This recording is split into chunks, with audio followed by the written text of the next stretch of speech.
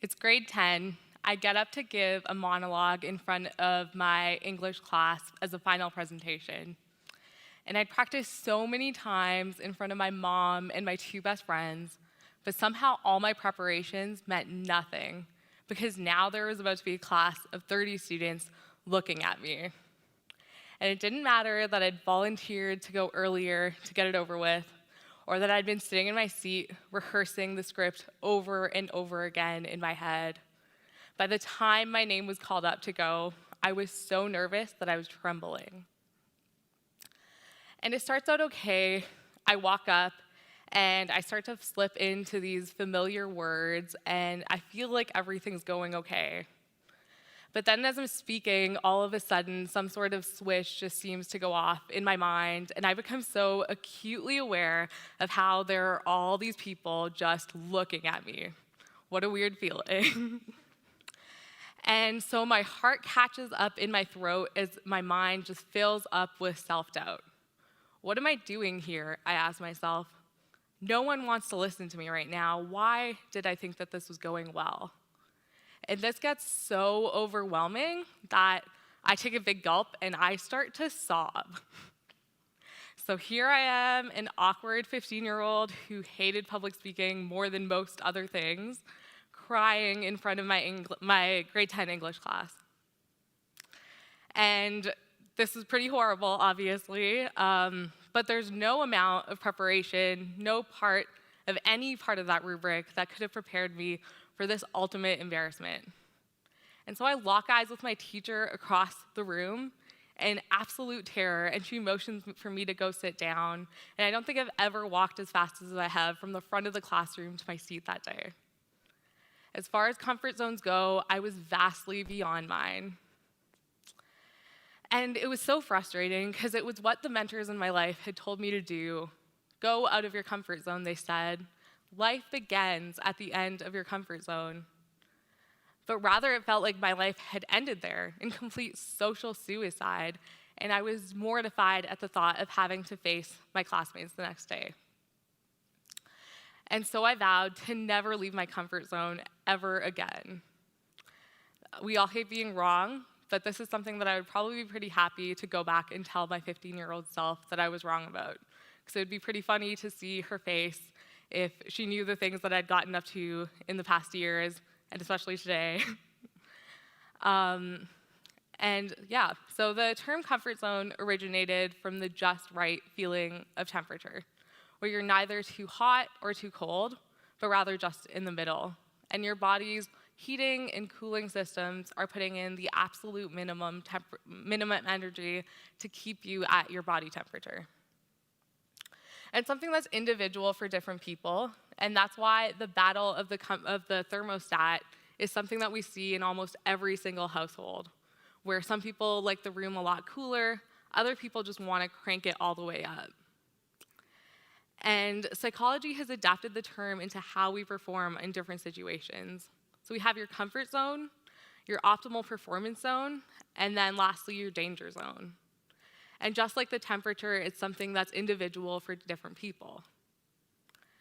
And that's why on hikes, you see people who will cower closely to the side of the mountain, getting as far away as they possibly can from the edge, while others will come up as close as they can to the rock face to peer over the edge. And it's also why I hated giving that presentation in my grade 10 English class, but the girl who sat beside me absolutely loved it. In your comfort zone, your vulnerability and resulting anxiety are completely minimized, and you just have this very low stress level. In your optimal performance zone, your stress response is a little bit engaged, and because of that, you are more concentrated and more focused, and because of that, you're able to perform better. And this is the ideal for your growth. Lastly, there's your danger zone, where your stress response is so activated that you're just unable to perform to the level that you want to, and your performance actually just decreases dramatically. In that grade 10 English presentation, my comfort zone was maybe talking to my friends and my family.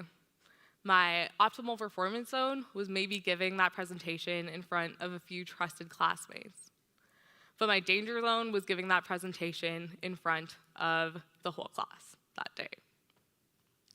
I finished university this year, and I've actually found that for the most part, public speaking now puts me into this optimal performance zone, where you all make me a little bit nervous, but I also really enjoy standing up in front of you and using and owning my voice in front of you.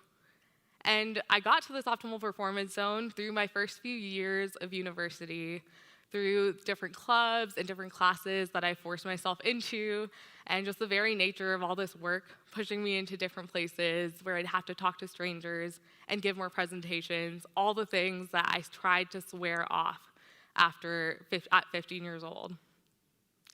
And it came through feeling inadequate and questioning myself again and again during that time, but also celebrating the small victories, like that my voice quivered a little bit less every time that I spoke, but also that I sometimes even found myself enjoying myself up on stage. And so this is what I believe that the comfort zone is kind of about. You start within your comfort zone, and then you push yourself up against these boundaries until slowly you see yourself slipping into the optimal performance zone without even realizing it. And what you'll see is that without even realizing it, you're going to be growing and changing. And the thing that you were so scared of yesterday or a year ago or 5 years ago becomes a little bit less scary each time that you do it. And maybe this time you even enjoy it. But I'm not just here to tell you that you need to grow, though. Today's very fast-paced, competitive, and commercial world tells us that from all angles. In every facet of our life, we're just pressured to grow more, learn more, change more, become better until we're perfect. Learn to code, they tell us, it's the only way you can get hired in this day. Learn more languages because you need to be multilingual in this ever-changing and ever-globalized world. Get into a perfect state of mental and physical health, and just grow in all these areas until you're perfect. We all know that none of this is inherently bad, but it's these voices that keep telling us to keep going and growing until we're perfect that are actually wrong, because none of us can ever be perfect. And whenever you get to that next stage, there's always going to be someone who has done it in half the time and with half the resources than you.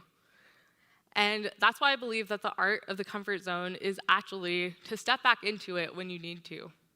Because if we're always in this optimal performance zone where we're stressed out and growing and changing and stretching ourselves, those are really good things that come out of that, but it's not sustainable in the long term. And we also need to know to intentionally step back into the comfort zone when we need to.